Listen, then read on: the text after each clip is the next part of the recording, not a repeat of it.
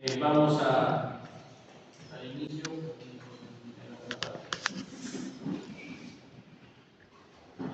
Vamos a dar inicio a la meditación de esta mañana. Habíamos leído, ¿alguien recuerda lo que estudiamos la semana pasada? Estudiamos respecto a Ananías y Zafira. Solo para tenerlo en cuenta, recordemos que estamos estudiando el libro de Hechos ya por varios meses, desde agosto, de hecho desde septiembre, octubre del año pasado. Antes estuvimos viendo los últimos capítulos de Lucas. Ya en Hechos de por sí estamos hace algunos meses ya estudiando una historia, la historia del Espíritu Santo y su accionar en su iglesia. Habíamos estudiado la semana pasada respecto a Ananías y Zafira, y hoy, a través de estos versículos, hoy vamos a estudiar solo 4 versículos, 5. Quisiera que tengamos una radiografía de la iglesia en Hechos. Una radiografía de la iglesia en Hechos. Evidentemente estamos hablando de la iglesia de Cristo, no estamos hablando de otra asamblea, como estamos estudiando en la escuela dominical. Y quisiera que recuerden 3 palabras que voy a mencionar en estas 3 partes de la meditación de esta mañana, cortas por cierto. Una es milagros, no es un nombre, estoy hablando de los milagros. 2, estándares. Y 3, miedo, con signo de interrogación al final. 3 palabras que vamos a resumir en este estudio, repito: milagros, estándares y la última, miedo, así con signo de interrogación al final. Y al principio también debería ser miedo, con signos de interrogación. La primera palabra era milagros, gracias, no se olviden. Y voy a pedir que justamente leamos de seguido los 5 versículos que vamos a estudiar hoy. Dije del 12 al 16, 5 versículos.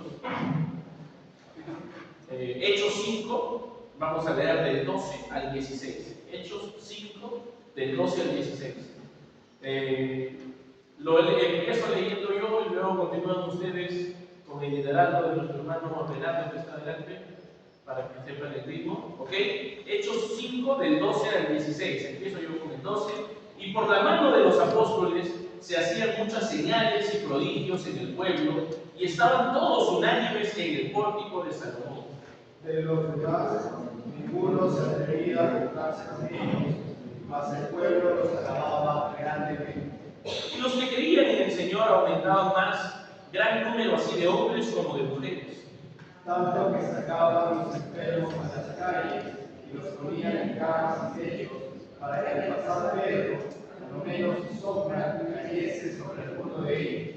Y aún de las ciudades vecinas muchos venían a Jerusalén, trayendo enfermos y atormentados de espíritus inmundos, y todos eran sanados. Les dije la primera palabra, milagros. Gracias. Vamos a estudiar juntos respecto a lo que justamente nos hablan estos versículos en cuanto a milagros. Entendiendo que nuestro Dios no deja nada al azar. Y podrías decirse que incluso es un tema actualmente muy hablado respecto a los milagros que se pueden o no dar en las iglesias.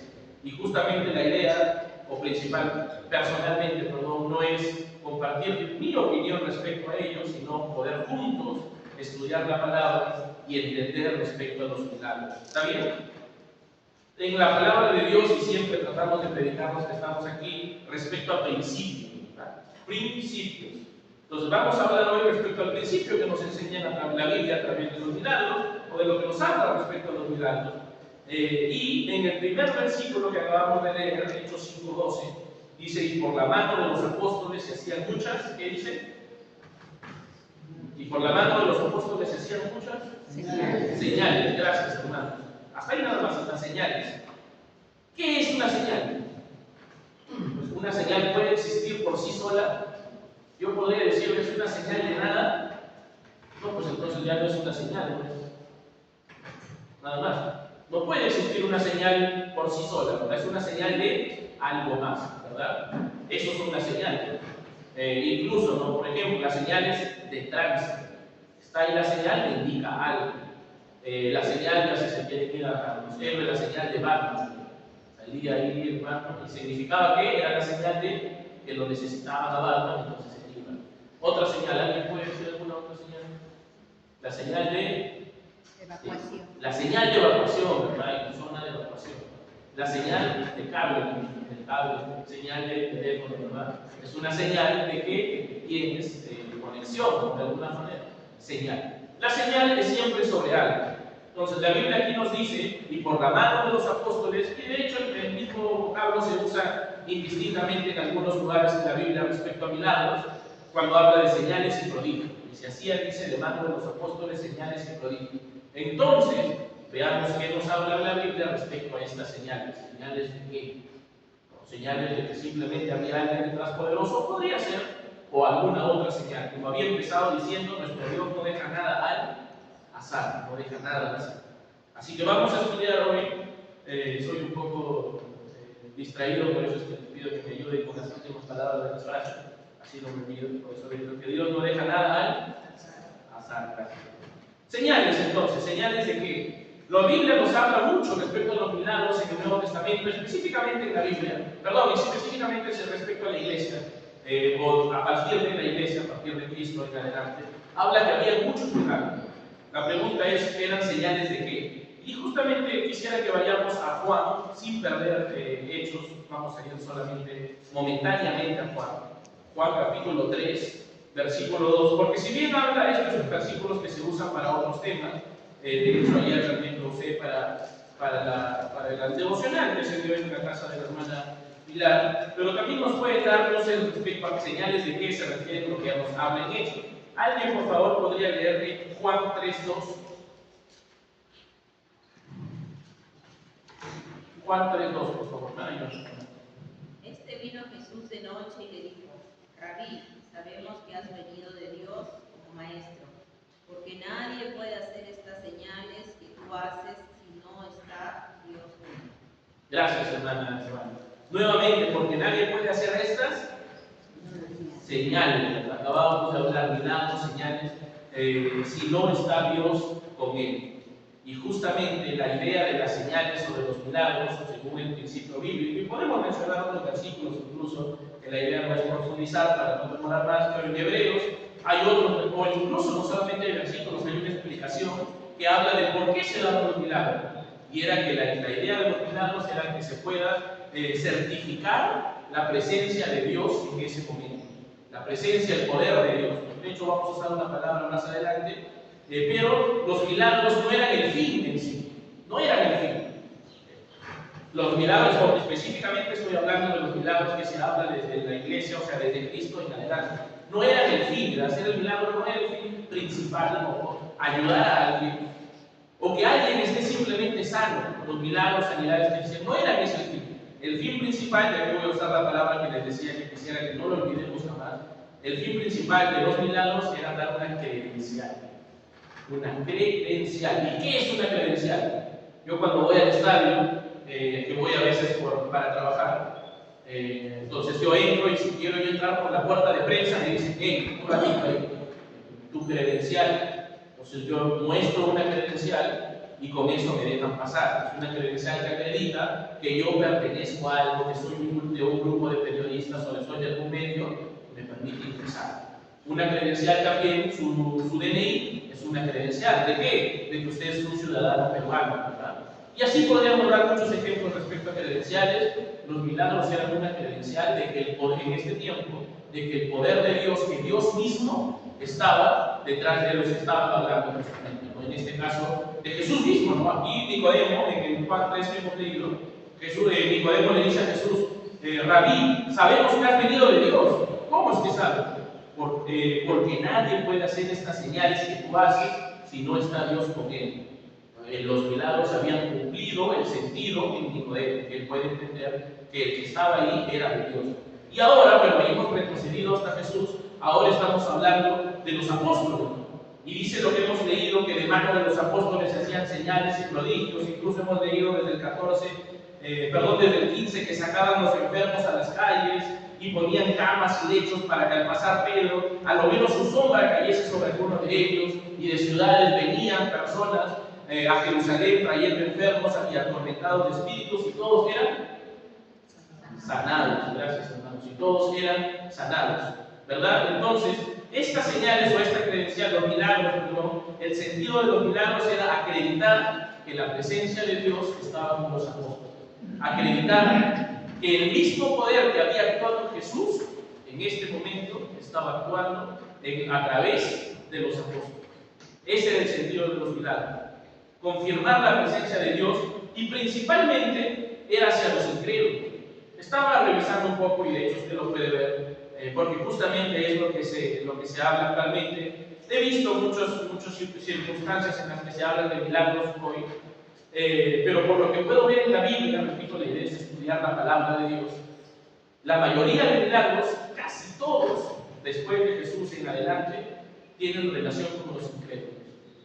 Y digo casi todos porque hay solo uno que explícitamente se podría decir que fue en un creyente, en un miembro de la iglesia, que fue con Dorcas, Tabita o Dorcas, que fue alguien que murió y que literalmente Pablo, me parece, si no estoy seguro, o San Pedro, no recuerdo exactamente, pero lo resucita esta persona, pero siempre hace la conexión al final, y muchos del pueblo al enterarse de esto, creyeron.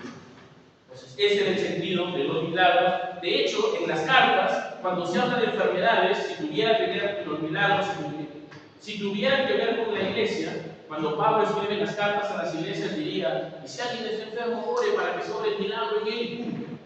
No es así. Pedro dice: si hay alguien enfermo, que vayan los ancianos, oren con él, pídale a Dios. Se habla más de un proceso de sanidad en esa persona más que algo instantáneo. En cambio, en este momento, con los no creyentes, si se habla de milagros secundarios, repito, por lo que podemos encontrar en la Biblia, el sentido de esos milagros era que sean una credencial de la presencia de Dios en las personas que estaban actuando en ello. En este caso, los apóstoles, Pedro, Juan, el mismo Pablo, más adelante, que lo vamos a ver, entre otros, Alejandro. Creo que después vamos a hablar incluso de otros apóstoles o miembros de la iglesia, que a través de los milagros recibían esa credencial que quien estaba detrás de ellos era Jesús mismo. Ellos eran, que lo que hablaban ellos era directo desde Dios hacia la gente. Ok, que el mensaje que ellos daban era de Dios. Hoy, ¿cómo confirmamos si lo que dice alguien es o no de Dios? ¿Alguien hablando eso? Sí. Con la palabra de Dios. Hoy confirmamos con la palabra de Dios que algo es o no es de Dios. Entonces, el sentido de los milagros, en realidad, con esto no estoy diciendo, por cierto, tratando de juzgarse si algo es o no de Dios, estoy hablando de lo que dice la palabra, y hoy, y lo dice también en hebreo, dicho sea de paso, que hoy la palabra de Dios es la que nos confirma si es que el que está hablando aquí, o si el que está escuchando por lo que sea, está hablando de parte de Dios o está hablando de parte de cualquier otra persona. Y es importante entenderlo, hermanos, y es evidente, por cierto, porque Satanás se ha encargado de muchas formas de desacreditar la palabra de Dios. Incluso hay iglesias que además de la Biblia tienen otros libros. Y no estoy acá para mencionar cuáles, pero que mencionan muchos otros libros, aparte de la Biblia. Y no estoy diciendo que necesariamente esté mal leer otros libros, pero si es que no están basados en la Biblia, o si es que no están acorde a la Biblia, definitivamente sí están mal esos libros. Porque hoy lo que nos certifica la credencial de que lo que se habla es o no de Dios, es la palabra de Dios. Es la palabra de Dios la que nos certifica, y el Señor se encargó justamente de dejar su evangelio, su palabra, el Logos, para que a partir de ella podamos estar seguros de que lo que se habla, y con eso tiene mucho sentido que hoy ya no veamos como antes a través de las iglesias los tantos milagros que se hacían, porque el sentido era acreditar que de lo que se hablaba era de Dios. Hoy la Biblia nos acredita que lo que se habla es de Dios. Con esto no estoy diciendo, por cierto, que el Señor no tiene poder para hacer milagros. Claro que tiene poder, pero para acreditar que algo es o no de Dios ya no tendría sentido. Después, que si por la gracia de Dios el Señor permite que nosotros podamos ver algún milagro, gloria sea a Dios. Pero eso no necesariamente certifica algo. No tendría sentido decir hoy: no, eso es de Dios porque mira el milagro. Hoy ya no. La Biblia nos dice que la propia palabra es la que certifica que algo es o no de Dios. Si es que pudiéramos presenciar algún tipo de milagro, es solamente muestra de la gracia de Dios para con nosotros. Y que definitivamente el Señor, o sea, que en realidad estar acá, ya es un milagro, el poder respirar cada mañana ya es un milagro, el poder venir a su iglesia, el poder reunirnos y encontrar en la iglesia, como mencionaba el hermano Miguel, su respaldo, apoyo, ya es un milagro. Y así podría mencionar muchos otros milagros que el Señor nos permite disfrutar en su sola presencia, pero que hablando específicamente en estos prodigios que se mencionan en Hechos, el sentido en este momento era que no había Biblia en ese tiempo, no tenían la Biblia completa, no tenían la revelación completa, eran los apóstoles los que daban la revelación. ¿Y cómo certificábamos que el que hablaba era uno de Dios? A través de los milagros y prodigios, como menciona acá, señales de que lo que se hablaba, era de Dios. El mismo Nicodemo hablando respecto a Jesús. Ese era el sentido de los milagros, por eso es que les dije que la primera palabra era milagro. La segunda palabra que les dije es estándares. Y antes de pasar a esa palabra, no menospreciemos la palabra de Dios. ¿Cómo podemos, y con esto, ¿no? Si es que era eso lo que certificaba la presencia de Dios, es que no leemos nuestra Biblia, ¿cómo vamos a estar seguros de que lo que estamos creyendo es o no de Dios? Que lo que estamos decidiendo es o no la voluntad de Dios. Si es que me acostumbro a leer mi Biblia una vez a la semana, los domingos, o si también voy los miércoles, domingos y miércoles, ¿cómo voy a saber yo que eso que está actuando en mi vida es Dios y no son mis emociones, mi terquedad, mi sabiduría, mal llamada sabiduría, por cierto, o influencias que hay en mí? No hay forma. No hay forma. Valoremos la palabra de Dios, porque es justamente ella la que nos certifica que algo es o no es de Dios. Milagros, hoy la palabra de Dios, la misma Biblia hablando a su pueblo. Palabra 2, le dije, me ayudaron a recordarla, estándares. ¿Estándares de qué? Estándares de iglesia. Quisiera que en estos 4 o 5 versículos que hemos leído veamos algunos estándares de la iglesia principal, que en realidad deberían ser los estándares de toda iglesia, pero que lamentablemente para el día de hoy se han cambiado muchos esos estándares, no de parte de Dios, sino de parte de nosotros, los humanos. Mira, veamos, versículo 12. Y por manos de los apóstoles se hacían muchas señales y prodigios en el pueblo, y estaban todos. No les escucha, hermano Felito. Y estaban todos unánimes, gracias. Estaban todos unánimes, gracias, hermano. Y hemos hablado hasta el cansancio de esta palabra. Unanimidad, una misma mente, un mismo espíritu, un mismo Dios. ¿Se acuerdan que volvimos a hablar la semana pasada? Sencillos de corazón. Sencillos de corazón. ¿Por qué sencillos? Porque es un corazón puro, no hay nada encima de él. No hay hipocresías, no hay contiendas, no hay doble intención, no hay protagonismos. Incluso hay perdón, hay amor. Y podríamos hablar en realidad, resumiéndolo, está el fruto del Espíritu Santo. Eso es unanimidad. Y con esto, hermanos, la idea es entender lo valioso que debería serlo. Evidentemente, el Señor no permite que en Hechos se repita cada 10 versículos unanimidad, unanimidad, unanimidad. Necesitamos valorar la unanimidad de la iglesia. Porque en él, y es más, Jesús oró porque en mí sea uno, dijo Jesús cuando oró respecto a la iglesia.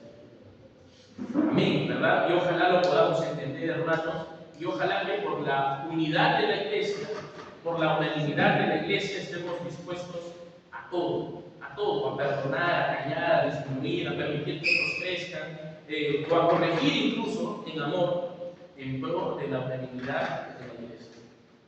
El Señor lo menciona mucho, valoremos también la unanimidad de la iglesia. A veces pensamos, y es normal, no es intencional, pero como sin intención pensamos más en nosotros mismos y decimos o hacemos cosas que de alguna manera terminan brillando la unidad de la iglesia. Y si nos pasa, que definitivamente nos va a pasar, la Biblia nos dice, confesaos vuestras ofensas los unos a los otros, perdonaos los unos a los otros, soportaos los unos a los otros, sopórtense, perdónense, ámense, confiésense sus ofensas, ¿en pro de qué? De la unidad.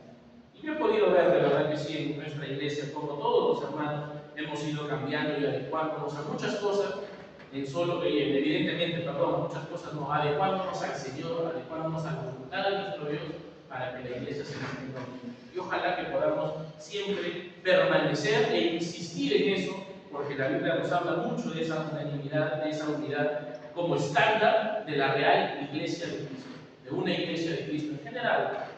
De una iglesia, no existiría una iglesia de Cristo, evidentemente, como significado o como concepto, perdón.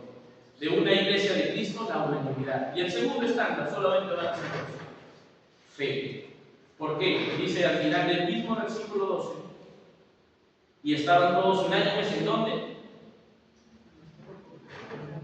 ¿En dónde, hermanos? Si estaban todos unánimes en el pórtico de Salomón. Lo hemos mencionado antes.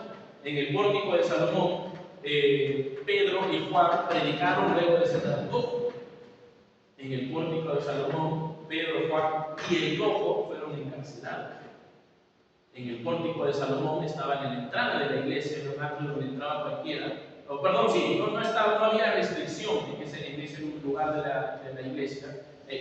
La siguiente cámara ya sí tenía restricciones, ese lugar no. Y por eso se usaba mucho para enseñar, para hablar de la palabra. Los apóstoles, dicen, estaban unánimes y se reunían en el pórtico de Salomón. ¿Y por qué es importante esto? ¿Por qué nos habla de fe? Porque estaban literalmente a 2 pasos de aquellos que los habían encarcelado y que les habían prohibido hablar de Jesús, y de aquellos que habían crucificado al mismo Jesús. Al mismo Jesús. Recuerden, lo hemos visto capítulos antes. Les prohibimos que vuelvan a predicar de Jesús, y si no, los vamos a matar. Y no lo recuerdo exactamente si decía así, pero los amenazaron. Decía, les amenazaron que no debían volver a predicar de Jesús. Es más, desde las próximas predicaciones vamos a ver cómo fueron azotados por seguir hablando de Jesús. Pero miren aquí, ellos continuaban predicando la palabra de Dios en el pórtico de Salomón. Díganme si eso no es fe. No es fe. O sea, ir en contra, por obediencia a Dios, literalmente ponerme a predicar de Él en la boca del lobo, en el mismo pórtico de Salomón. Ir a predicar de visitantes, entre comillas, porque en realidad ese era el templo de Dios, debía ser, el templo de Dios, y tiene mucho sentido ahora que lo pienso así, que Jesús haya entrado molesto con correas a azotar a todos, porque el templo de su Padre no recibía. Al contrario, amenazaban a los que hablaban de Él. Increíble, y por eso el enojo de Jesús, dicho sea de paso. En el pórtico de Salomón, ahí estaban, y justamente entendemos que la fe es seguir la voluntad de Dios, me guste o no. Obedecer la voluntad de Dios, me sea seguro o no. Escogeos pues a quién servir, pero yo en mi casa serviremos a Jehová, dijo Josué. Luego Pedro dice en lo que habíamos leído, díganme ustedes cuál es lo correcto, o obedecer a Dios o obedecer a los hombres. Evidentemente obedecer a Dios, y en pro de esa obediencia, de esa fe, ellos continuaban predicando en el pórtico de Salomón. Porque el Señor les había mandado que ahí prediquen, porque en este momento se estaba predicando el Evangelio a los judíos. Y así hicieron nosotros. Así hicieron y continuaron diciendo los apóstoles. Muchas veces nosotros, más bien, buscamos nuestra comodidad en la iglesia, buscamos que yo me sienta cómodo, incluso con los horarios, y no digo que esté mal, por cierto, o incluso muchas veces estamos atentos a la hora para ver a qué hora acaba, porque tengo que hacer, porque necesito hacer cosas y demás, por cierto. Y nuevamente no estoy hablando de irresponsabilidad o de que olviden todo y abandonen todo por la iglesia. Ojalá lo pudiéramos hacer, por cierto, pero más bien sí hablo de actitud. Porque muchas veces nuestra actitud es, ay, por acá, cuando ojalá sea, tengo que hacer, necesito ir, quizá, pero Señor, obra en mi vida para que ojalá yo no me tenga que perder la iglesia, para que ojalá yo esté más bien en su iglesia, como decía David. Cuán delicioso es habitar en los atrios del Padre. No recuerdo exactamente esas son las palabras, pero en un salmo dice, habitar en tus atrios. Elegiría antes estar en tus atrios que vivir fuera de él. O sea, qué increíble esa actitud de David. Y evidentemente no podía estar mañana, tarde y noche en los atrios del Señor, pero ese era su deseo. A veces nuestro deseo de la iglesia es también cumplir el horario, y una vez que ya acabó, listo, ya estoy cheque, listo, de mi lista, ya me puedo ir a seguir con mi domingo tranquilo. Ya puedo ir más, no tengo un domingo bendecido ahora porque ya estoy en la iglesia. Ellos más bien no buscaban su comunidad, buscaban seguir a Dios. Eso es lo que nos muestra la Biblia. Y eso es fe. Por eso les decía estándares, unanimidad y fe. Y muchos más nos habla la Biblia, por cierto, pero en este caso específico solo quería hablar de esos dos. Y para cerrar, 5 minutos con este punto, la última palabra que les dije era miedo. ¿Con qué? Con signo de interrogación, como pregunta. ¿Por qué miedo? Porque vamos a ver rápidamente a 3 tipos de personas en estos versículos que nos habla Hechos. Tres tipos de personas. Vamos a ver si ustedes los identifican. Persona 1, dice el versículo 13, de los demás ninguno se atrevía a juntarse con ellos. Hasta ahí nada más. De los demás ninguno se atrevía a juntarse con ellos. ¿Por qué? ¿Cuál era la palabra? Miedo. ¿Recuerdan qué había pasado hace un ratito? Bueno, hace versículos anteriores, Ananías y Zafira habían mentido al Espíritu Santo, habían mentido a Dios, ¿y qué pasó con ellos? ¿Verdad? ¿Y qué decía después de este último versículo? Se los leo del versículo 11. Y vino gran temor sobre toda la iglesia y sobre todos los que vieron estas cosas. Y dice aquí el versículo 13, de los demás ninguno se atrevía a juntarse con ellos. Miedo a que los encarcelen, miedo a que les pase lo que Ananías y Zafira. Por muchas razones preferían alejarse. Persona 1, la persona del miedo. Persona 2, dice, mas el pueblo los alababa grandemente. Mas el pueblo los alababa grandemente. Los miraban y decían, qué bacán, un aplauso para él. Miren, sigan así. Sigan así, vamos, ustedes pueden. Pero hasta ahí no. Muy bien, reconocían quizá incluso, sí, Dios está ahí, hemos visto los milagros, ¿cómo no? Pero gracias. Pero no, ahí nomás sigan, no, vamos, ustedes pueden. Dice, mas el pueblo los alababa grandemente. Felicitaba, seguro que sí. Y tercero, en el versículo 14, tercer tipo de personas. Y los que creían en el Señor. De hecho, ¿por qué lo hago así, con tres tipos de personas? Porque en el versículo 14, o al final del versículo 13 hay un punto, ¿verdad? En el original no hay signos de puntuación, por cierto, todo es continuo, o sea, continúa. Y esas palabras que dicen al principio del 14, y los que, en el original dice literalmente, por el contrario, como decir, por el contrario, otros creían en el Señor. Por el contrario, los que creían en el Señor aumentaban más, gran número así de hombres como de mujeres. Hay una contraparte con eso que usa al principio del 14, y los que literalmente es por el contrario, pero más en todo caso. Dice acá, los que creían en el Señor aumentaban más, y gran número así de hombres como de mujeres.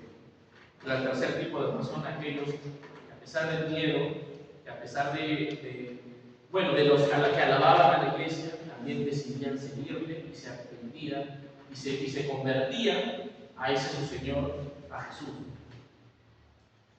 Quiero cerrar con esto, y esto es la conclusión ya de este mensaje. ¿Cuál queremos ser nosotros? La que por miedo no hace cosas, la que por miedo no decide hacer cosas, aquella que por miedo no me comprometo, no hago, no acepto esto, no acepto lo otro, mejor voy nomás, perdón, hasta ahí nomás. O la segundo tipo, la que, uy, qué bacán, buen servicio, buena predicación, qué bien suena, felicitaciones, pero hasta ahí nomás. Cuando se trata de cambiar mi vida, cambiar mi forma de vivir, no, vas bien, también sigue así, tú nomás, sigue así, también. O más bien la última que dice, y los que creían en el Señor aumentaban más. Los que creían y seguían al Señor. Tres tipos de personas. La que se deja guiar por el miedo, la que dice que bacán, pero hasta ahí nomás, o la que se decide en el Señor a creerle y a seguirle. Tres tipos de personas. Y la cuarta palabra que les dije, ¿cuál era? No hay cuarta palabra, es conclusión, porque ahí acabamos, hermanos. Recuerden estas tres cosas que hemos hablado. La primera, si bien lo llamamos milagros, en realidad hablamos de la Biblia. Es la Biblia la que la que nos certifica que algo es o no de Dios. Los estándares de la iglesia, unanimidad y fe. Y por último, los tres tipos de personas. ¿Cuáles son? Las que se dejan guiar por el miedo, las que dicen sí bacán, pero hasta ahí nomás, o las que creen y siguen a Jesús. 5 versículos muy cortos que en realidad podrían enseñarnos muchísimas cosas, y pueden y nos están enseñando muchísimas cosas, pero que ojalá decidamos rendirnos al Señor a esta verdad y seamos como la tercera persona. Incluso lo parecido a lo de la palabra del buen sembrador, aquella que recibe la palabra, que le interioriza y que cambia su manera de vivir, ya sea para salvación, ya sea para bautizo, ya sea para comprometerse en la iglesia, aquella que de verdad decide nuevamente seguir al Señor, creer y seguirle a Él. Vamos a ponernos de pie, por favor.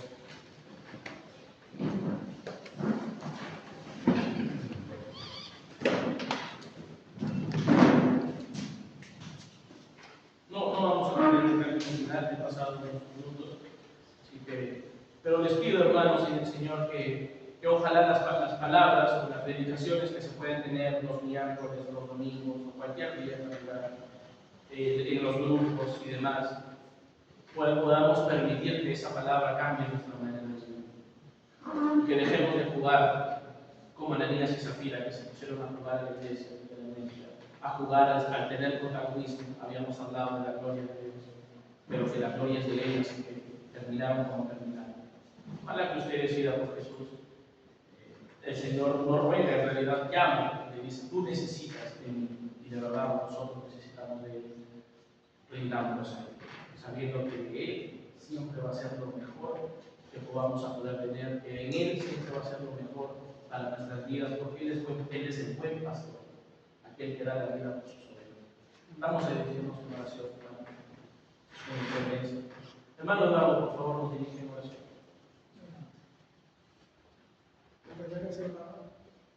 Señor Dios Todopoderoso, te damos la gracia, permitir estar acá para agradecerte, para alabarte, Señor, y también pedirte perdón, Señor, por nuestros pecados.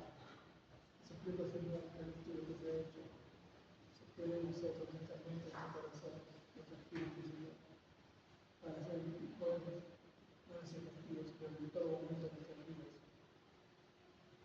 Gracias por este servicio de nuestro amado Señor Jesucristo. Amén. Gracias, hermanos. Nos preparamos, hermanos, para en unos minutos salir hacia